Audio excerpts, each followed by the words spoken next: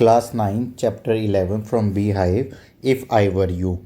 And this chapter, the play gives the message that intelligence, the presence of mind, cool headedness can help us overcome the gravest problem that we may encounter. It also gives the message that overconfidence can lead to disastrous results. Now, let's talk about the main character. First is Garrett. Garrett is a cultured playwright. He is the protagonist of the play also. He is endowed with intelligence, cool temperament, smart thinking, and a good sense of humor. He does not meet many people. He is to go out soon, but before he does so, an intruder enters his cottage. Now, the next is Intruder. Intruder is a criminal and has a gun in his hand. He bumps accidentally against the table.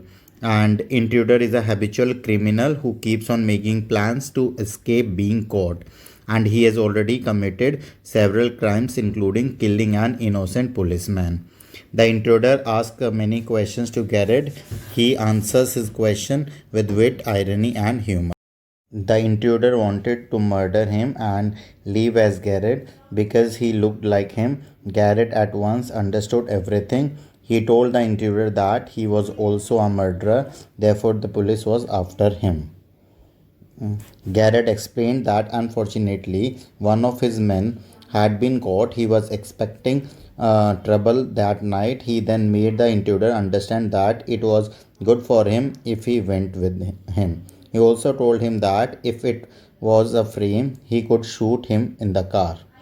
The intruder agreed, but when he was about to cross the door, Garrett pushed him into the nearby cupboard. He then slammed it. Therefore, he telephoned the police for his arrest. Now, this is all about the picture of intruder and Garrett. See what had happened. Garrett is the playwright, and we find him talking to someone on telephone, and then he's going somewhere, probably for his drama's rehearsal. Suddenly, a man enters silently from the right, and he is similar to Garrett's in appearance. And he carried a revolver in his hand and orders Garrett to put up his hand. And Garrett obeys him but keeps very calm. Garrett says he cannot feel comfortable while his hands are up. The intruder asks him to sit in a chair.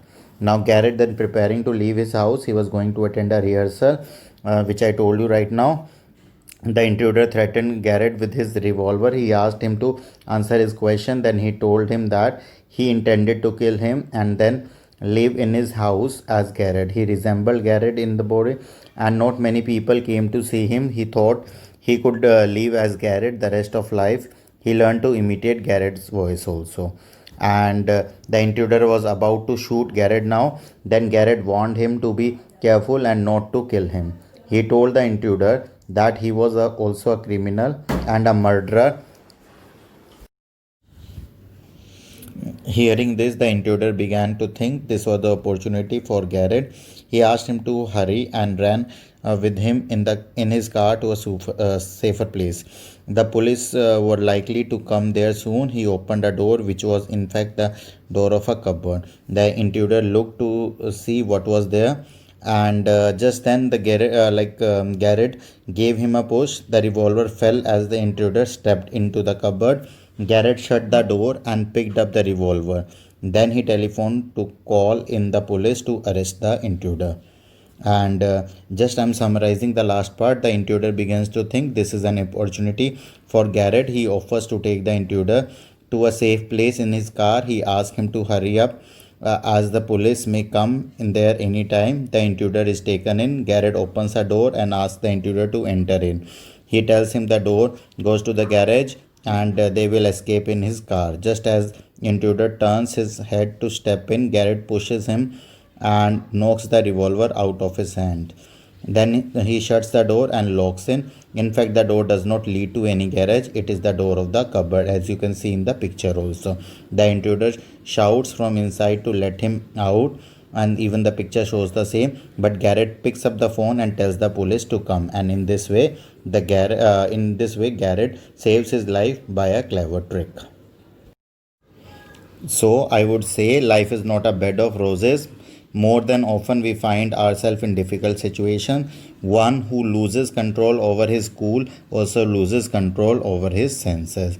So the best way to deal with the crisis is not to lose your calm, but use your mind, and you need to be very calm. Here, Garrett displays outstanding qualities of keeping calm in the most difficult situation. I hope the chapter is clear. Thank you.